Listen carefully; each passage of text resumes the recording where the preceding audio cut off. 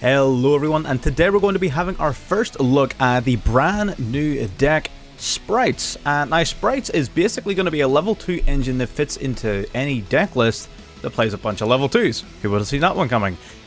So one of the most popular and potentially most powerful deck lists that have been played alongside has been the Lave Twins, and the primary reason behind that is because in Master Duel we have access to a bunch of cards that we otherwise wouldn't have in the TCG. For example, Artifact Safe and Artifact Dagda. So what this deck aims to do that other Sprite lists don't is it's attempting to set up Artifact Safe on your turn, setting it up face down on your field. Then it's attempting to set up the pink twin on your field with the blue twin in the graveyard. So you can summon the blue twin, pop your own safe, summon safe, lock your opponent out of the extra deck. That is what separates this list from other Sprite lists. It still, of course, does all of the same things that any Sprite list will do. It spams at your giant, it spams at your elf, it's got your monster negates, your spell trap negates. If you don't know what all these cards do, don't worry about it. We are going to be going through card for card at the end of the video, so stick around for that.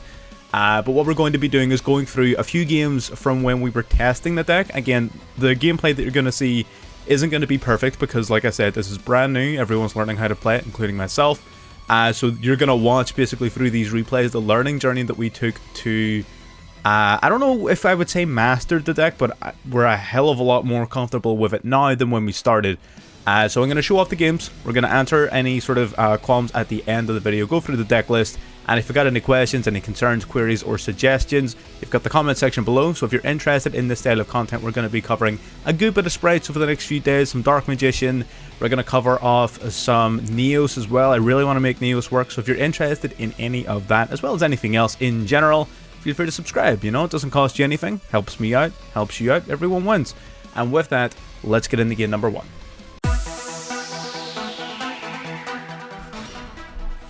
Already getting into game 1 here, we can see it's a pretty decent hand. We do have our Sunny Snitch, which is going to grab us one of our twins from deck. We grab the pink twin, of course, using it to summon out the blue twin. We're going to special summon out Sprite Jet, which is going to grab us Sprite Starter directly from the deck, which we're now going to activate to summon out Sprite Blue. Now, there is a point in this replay where we do, of course, mess up, and it's a good learning point, which is why I want to show this one off first. Because this is a trap that I fell into when I was first playing the deck, and I want to cover it off so that you guys don't fall into that same trap. So very quickly, what do we do here? Well, we Exceed Summon into the Gigantic Sprite, which can detach a material to summon any level 2 from your deck. We summoned out Swap Frog, which is an amazingly powerful card, because every time it's summoned, you get to send a frog from deck to graveyard. So we send the Ronin Totem.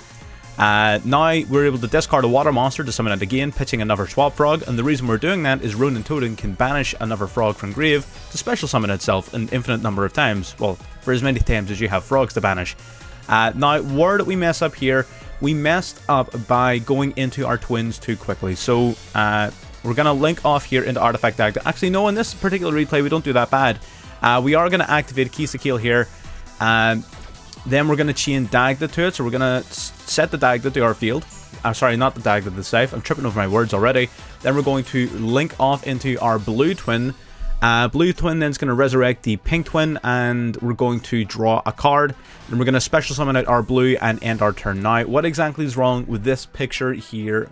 Well, we don't have the blue twin engraved. We don't have a way of popping the safe. So one of the most common traps you'll fall into with this deck is you will either not have the correct twins on field, or there'll be some sort of mix-up, or you'll not have a way to pop safe, or maybe you go into the twins too early, because don't forget, as soon as you activate one of these guys' effects, you can't special summon anything from your extra deck except Fiends for the rest of the turn. So there are going to be little hiccups, bumps here and there, where you might accidentally misplay whenever you're first learning the deck. So right now we don't have a way of popping our own safe. He's going to banish 9 cards from the top of our deck. He's going to pop Sunny Snitch to banish another 4. So there you go, there's 13 cards taken off the top of our deck. We are going to go Sprite Smashers here. We're going to banish the Runic Field Spell upon it attempting to resolve to draw additional cards. Banish the Dagda, banish the Field Spell. It's going to summon out Sprite Red, then special out the Sprite Blue. We're going to use our Effect Veiler on the Sprite Red, and then we're going to chain the Infinite Impermanence on the Sprite Blue. Is that the best series of play we could have made? Probably not. The reason we did that in the way we did it is so that he couldn't negate our Veiler. But not that it matters. Again, they go into Gigantic Sprite and they activate its effect. we activate our Sprite Red, we tribute our blue twin. So now we have the blue twin in the graveyard, which means we can special summon it from the graveyard with our pink twin. We can pop our safe if needed.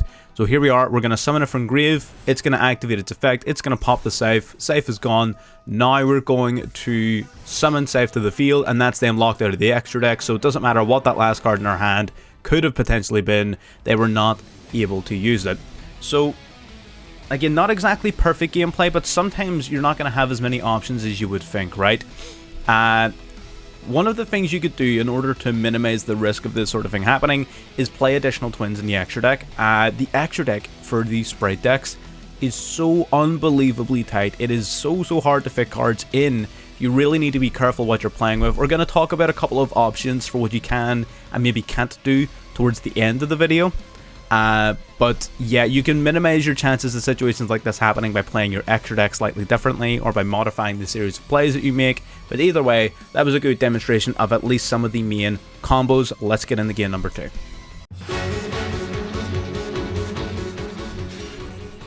Alrighty, so in this hand we don't have any of our live twins, so we're going to have to play purely off of Sprite. We're going to Sprite starter out our Jet. So when it comes to starting off your Sprite combos, you're either going to want to start with Jet or you're going to want to start with Blue. Since we already have Blue in hand, we figured we might as well start with Jet. So Jet on summon grabs you a Sprite spell or trap card, then Blue on summon grabs you a Sprite monster, all of which can be special summoned as long as you control a level 2. So now we're going to exceed off into the Gigantic Sprite. Now, Gigantic Sprite with this deck, you've got a number of different options. Swamp Frog is arguably the most powerful option you have access to in terms of just point blank returns. You can also grab, however, one of your twins if you need to set up your twin lock or anything like that. So you have quite a lot of options.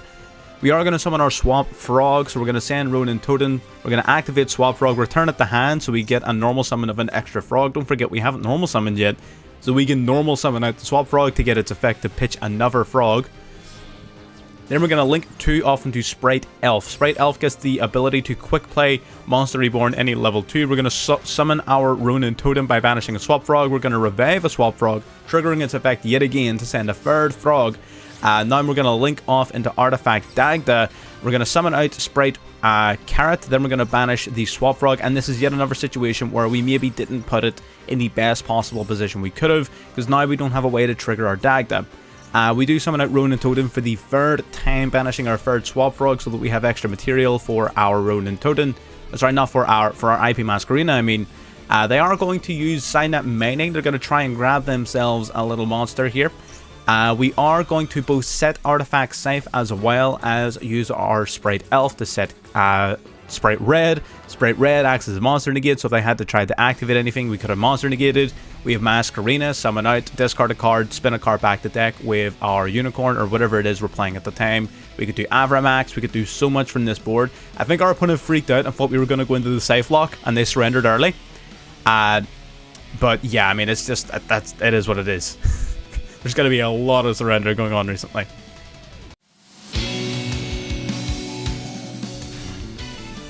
Already getting into game 3 here. This is maybe a game that doesn't go quite as well for us. We're going to go Fire Formation Tenki, grabbing a Fractal from the deck. Fractal then activating. We have 0 hand traps apart from a Ghost Spell here, which isn't always the most useful. They're going to go Kit, send Nerval then grabbing a Fractal from their deck. I would imagine, yep, they already have Karas. Karas stitching a Nerval from their hand to summon itself out to field, banishing 2 to summon out their Ferrijit. Ferrijit then summoning out the Fractal from their hand, which they will then use, banish 2, to bring out Berberum. Now they're going to normal summon a Karas here, exceeding off, into their Gigantic Sprite. Gigantic Sprite then summoning Sprite Blue from deck, Sprite Blue grabbing the Sprite Jet. We're going to summon out the Sprite Jet using its effect to grab Sprite Starter from our deck. I maybe would have grabbed Smasher, but you know, that's just me. Then they're going to go into their Gin Buster. Then they're going to go Sprite Elf. Sprite Elf then, their Berberum and their Ferrijit both in their hand are going to trigger off. Ferrijit Chain Link 2 is going to grab them a card and then they return 1 back. Free mulligan. Now they're going to get to search their Revolt as long as they shuffle a card back into their hand afterwards. And they're going to set a card. So what exactly does the opponent have? Well, they have the ability to use their Revolt, which will banish any card on our field after summoning a Shurek to theirs. And then they have the Gin Buster, which is going to serve as a monster negate, which is pretty solid for our opponents here.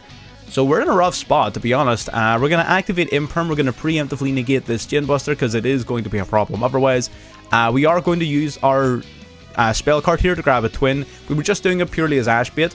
We're going to summon the blue twin to summon out the pink twin. Then again, they go Max C, unfortunately.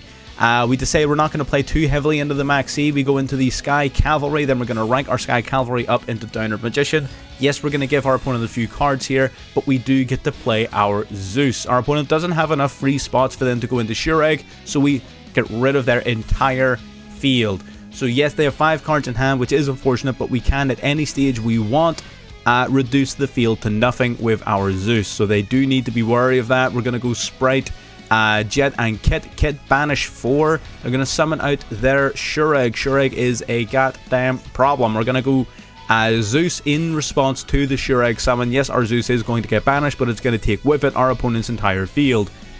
Which is, again, somewhat unfortunate, but it is okay. They're going to go Sure Eggs and Kit's effect. This is where the power of Tri-Brigade Sprite comes in, because they're able to continually generate resources a lot better than this version of the deck can. I'll give them that much. I don't feel like their end boards are nearly as powerful. However, they are able to generate significantly more advantage. So it's sort of pick your poison. What do you want to be good at? We're going to draw into the pink twin here. We're going to use pink twin. We're going to summon out a blue twin from deck. We were, of course, at this time playing 2 pink, 3 blue. We cut it down because we didn't really need it. We're going to summon out a blue from deck. We're going to link off into Dagda. Dagda, then we're going to summon out a Swap Frog. At this point, we just say to ourselves, you know what, we either win or we lose. We're just going to decide right now. We can't continually play through Max Cs.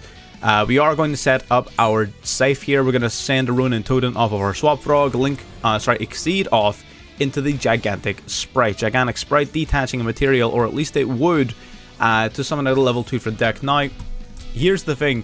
So, Gigantic Sprite makes things like Quick Play Pops, it makes things like your Ghost Ogre, all of these types of cards significantly more powerful because of the weird way in which its effect resolves.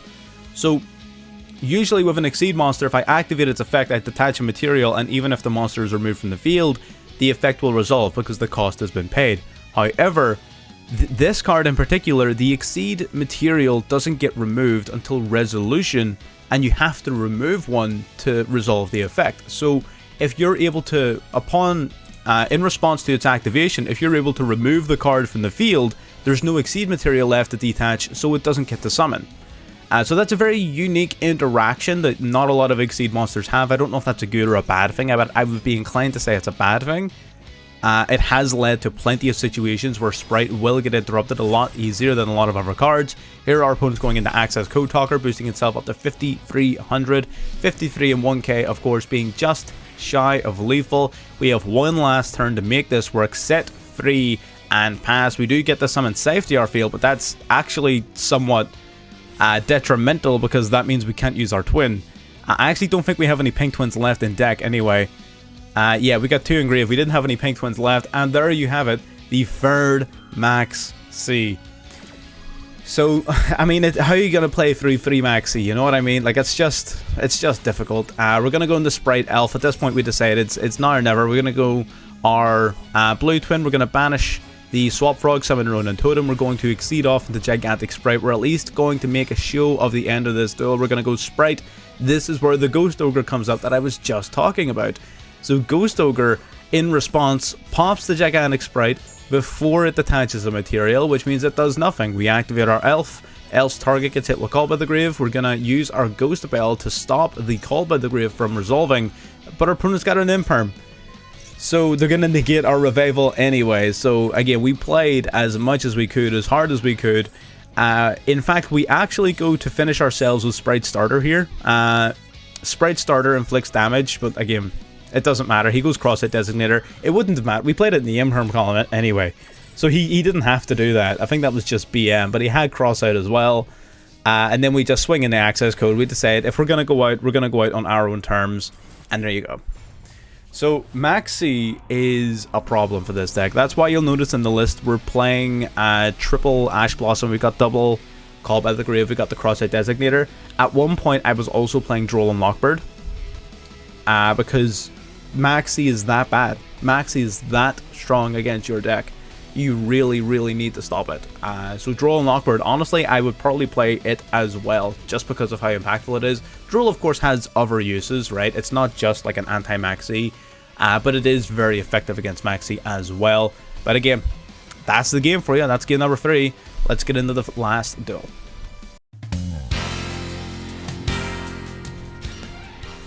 Already getting into the last one, and this one is a bit of a longer one. We're going to go Blue Twin off the bat, getting Ash Blossomed, which is, you know, a little bit unfortunate, but it's not as bad against the mixed version rather than the pure twins. So now we get to just special summon out a bunch of sprites. We go red first because we're a little bit afraid of Nibiru. We're going to go Jet, then Jet's going to grab us our Sprite starter. We're going to Exceed off now into Gigantic Sprite. So we knew, Gigantic Sprite, right, plays against Nibiru. However, we didn't have, we knew it was going to take us the 5 summons to get into it, so we decided, you know what, we're going to set red up first. So we're going to negate the Nibiru, right? So that's good. We know our opponent has 3 usable cards left in hand, because one of them's a Nibiru. We're going to send Ronin Totem to the graveyard off of our Swap Frog, bringing out our Sprite Elf. Ronin Totem then banishing the frog from the graveyard to summon itself back to the field. We're going to link now off into Artifact Dagda. Artifact Dagda then is going to trigger in response to our Sprite Elf's revival effect. It's going to target a monster in our graveyard and bring it right back after we set, of course, the artifact safe to our field. We're going to bring back our Blue Twin because now we can link these two off into the Blue Twin, but we don't have a Pink Twin, unfortunately, so we don't have a way to get into that, so we don't at the moment have a way to pop our own safe.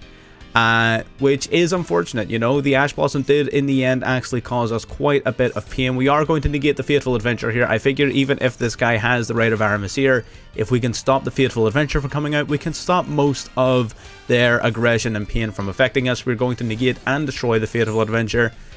This Mad Lad goes for Foolish Burial, sending the Enchantress to graveyard, activating the Enchantress, banishing it to grab himself a Rite of Aramasir anyway.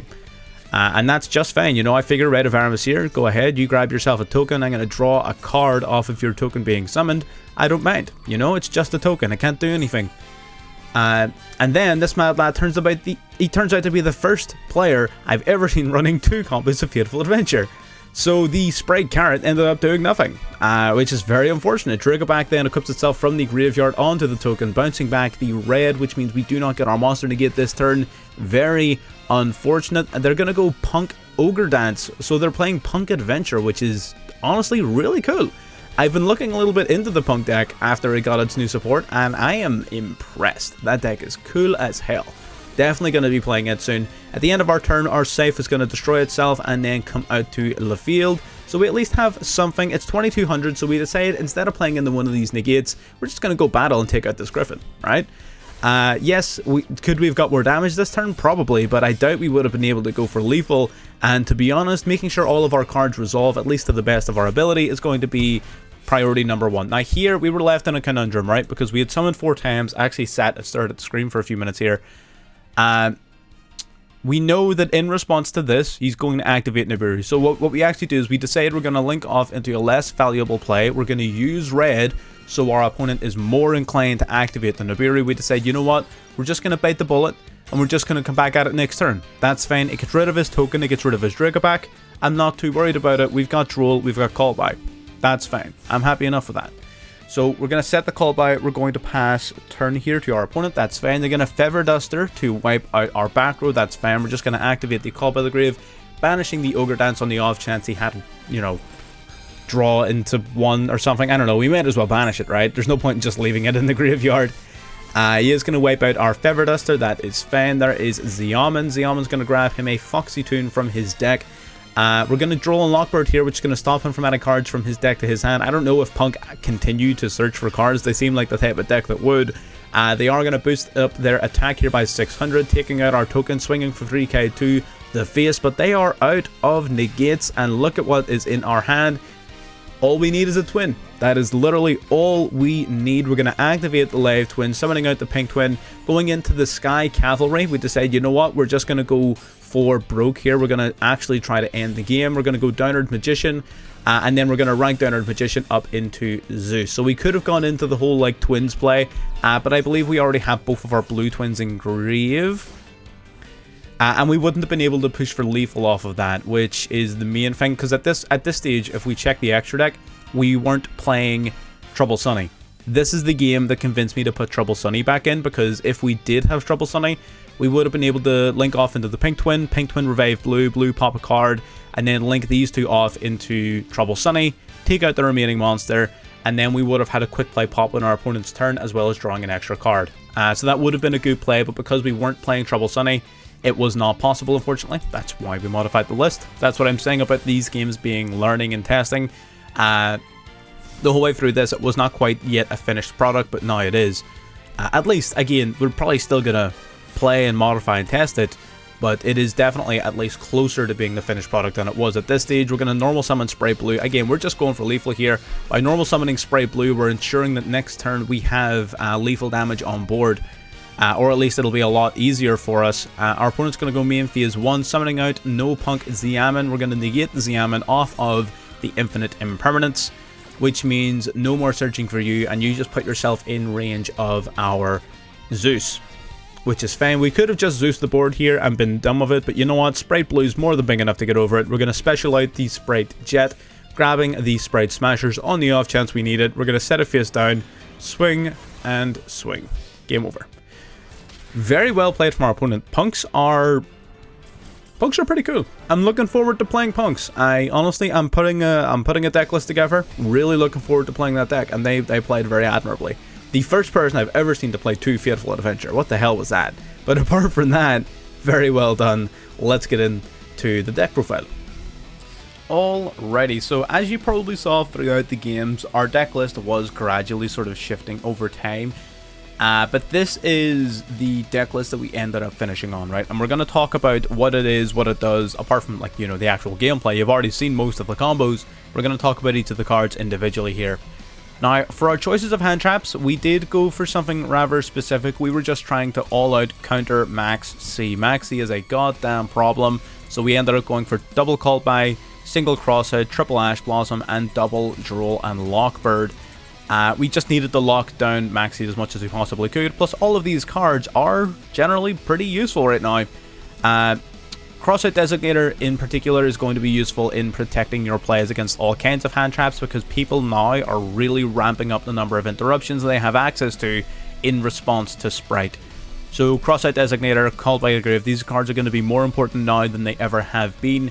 So we're going to quickly remove these guys from the deck. We got double Veiler, double Droll, we got triple Maximum C, we've got the Ash Blossom and Joyous Spring, we've got double Call by the Grave, single Crossout Designator, and double Infinite Impermanence. 15 spots with Wish to do as you please. If you do not fear the sea, then you can do whatever you want.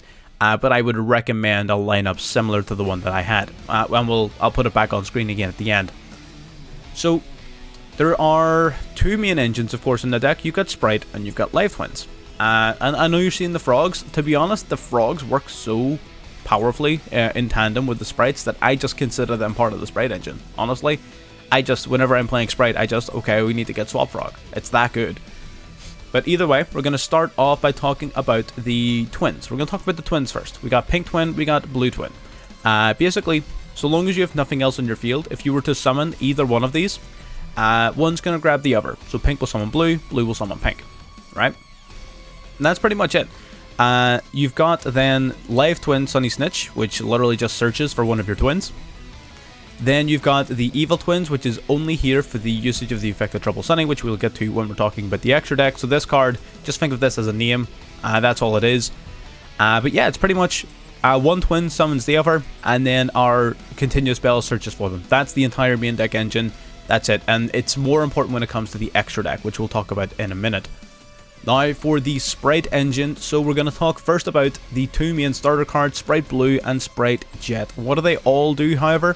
All of the Sprite cards have a common effect where if you control a level or rank 2 monster, you can special summon the card from your hand. Just there you go, and it's an inherent summon. There's no activation, it can't be responded to. Well, the summon of course can be responded to, but they can't respond to like an activation or anything. So Spright Blue, when special summoned, will search your deck for a Spright spell or trap card. Spright Jet, when special summoned, will search your deck for a Spright monster. Spright Jet searches for the spell and trap. Spright Blue searches for the monster. So usually you want to start off with blue because blue can search for jet, and then jet can search you your extra spell card, which is often very, very nice. And then that gives you instant access to a rank 2, which is insane. If you already have jet, there are a number of other options, the most powerful of which are your red and your carrot, where instead of searching cards, these guys contribute another link or level or rank 2 monster that you control, and negate either a monster effect in the case of red, or a spell or trap card in the case of carrot. So while these two search, red and carrot will negate, which is nice. We also have pixies, which is definitely the weakest of them. I don't think pixies does very much for the deck. It basically, if one of your sprites were to battle, you can send it from your hand or field to the graveyard to boost your monster's attack by their monster's attack, so it's basically honest. Which is sometimes nice. I liked it for the additional extender and the additional name, which was sometimes useful, but honestly, you don't have to play pixies. It's a little bit underwhelming, but it does have its uses. If you would rather play another hand trap in this slot, be my guest. And then we've got the 2 Sprite spell cards. Sprite Starter, special summon any Sprite from your deck, absolutely busted. Normally you want to special summon blue, blue special summon jet, jet searches for your smasher, and there you go, you've got a rank 2 or a link 2 on board, and you haven't even used your normal summon yet, which is insane.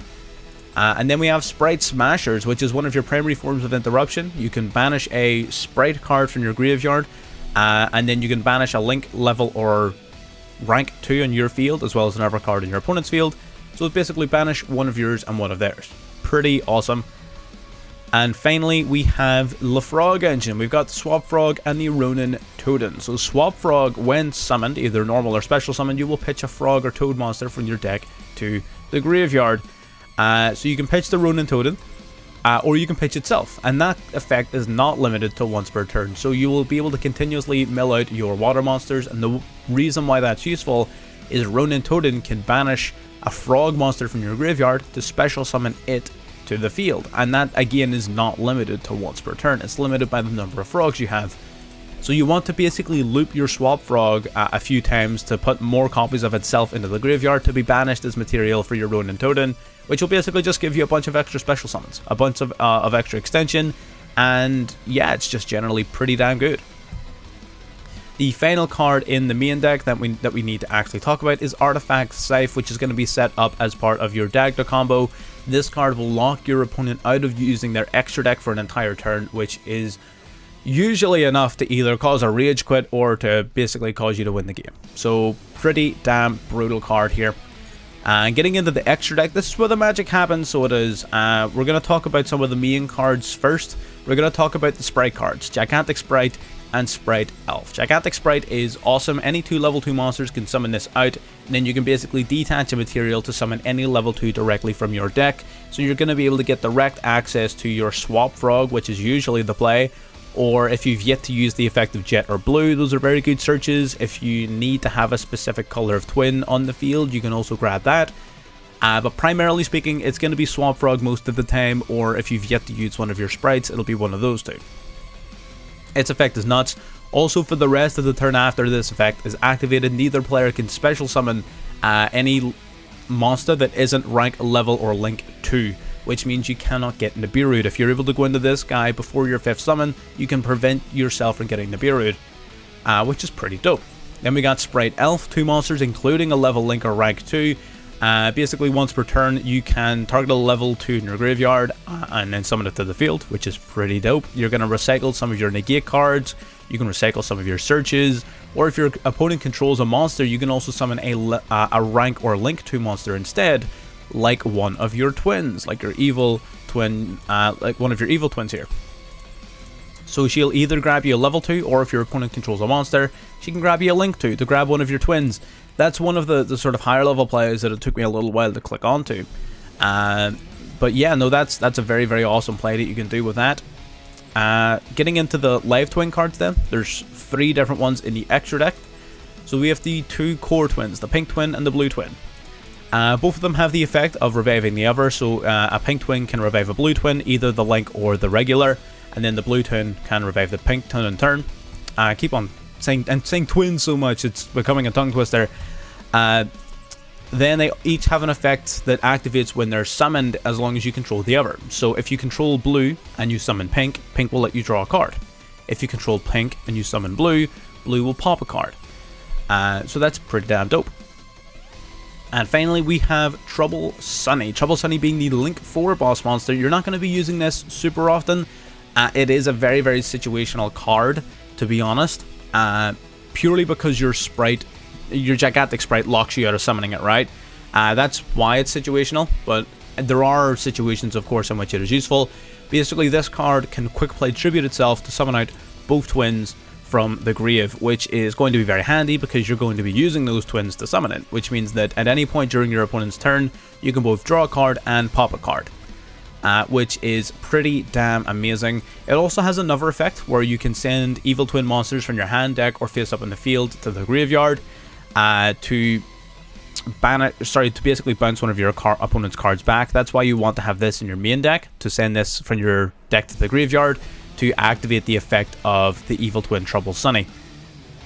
Which is pretty nice because it needs to send an evil twin, right? So you don't really want to be ditching one of your twins from your field if you don't have to. You would rather ditch this from your deck. Then after that we have our Artifact Dagda. Artifact Dagda, of course, being core to the deck because that's what's setting up your safe lock. That's what sets this deck apart from the others. Being able to so easily set this up, any 2 link monsters, and then as soon as anything on the field activates its effect, you just set safe directly from the deck. And assuming you can pop this card, say off of your blue twin, you can then just lock your opponent out of the extra deck, which is pretty nutty. We have IP Masquerena, of course, as a very generic sort of summon you can do to go into the likes of Avramax during your opponent's turn, which is awesome. Helps protect things like your Sprite Elf, which would otherwise be a little bit vulnerable to just being punched in the face. And from there, we then have our generic sort of monsters. We have our number 65 Djinn Buster. So this guy can basically detach both materials to negate the activation of a monster effect and inflict 500 damage. So it's just a generic negate you can summon off of 2 of your level 2 monsters. Then we have the Sky Cavalry, the Downward Magician, and the Zeus, all as part of a core engine to summon out Zeus. This guy cannot be destroyed by battle, so you summon this out, swing in. You can also detach a material to bounce the card back to hand, but usually you're not going to do that. Normally you're just going to swing in, either win the battle or just survive the battle because you can't be destroyed, then rank yourself up into Downward Magician, then rank yourself up yet again into Zeus. That is a very powerful play in this deck and helps you out a lot of very troublesome boards. And finally then we have the Mech Knight Crusadia Avramax, just to be summoned off of your IP Masquerena. You don't have to use this card. You can use other things like Access Code Talker. You can use Apollosa if you want to. But I found that having the protection from battle sort of complemented very well the negates and recursion that you're already getting from the likes of your Sprite Elf. So I did favour the Crusadia Avramax. Plus, again, this has been, as anyone who has been watching the channel for a while knows, this is an all-time favourite of mine, right? I love the Avramax.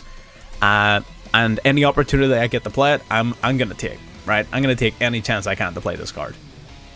And yeah, that pretty much rounds us off. A very, very impressive deck. Again, the gameplay wasn't always perfect there in those replays. That was our journey to learn the deck. If you had caught our stream, well, at the time of recording this is half an hour before the stream. By the time you see this, it's probably going to be a day or two after. But if you had caught the stream on the 16th of February here, we would have been playing this deck more on stream, as well as some other variants of it. If you want to keep an eye out for our streams, as well as any future videos, again, just subscribe to the channel. You know, you get these notifications in, dead handy. And if you got this far into the video and you haven't hit the like button yet, then I don't know what you're doing. You know, obviously you like what you're watching if you got this far, so I'd appreciate it if you did me that small favor. And with that, I'll see you on the next one. Bye bye.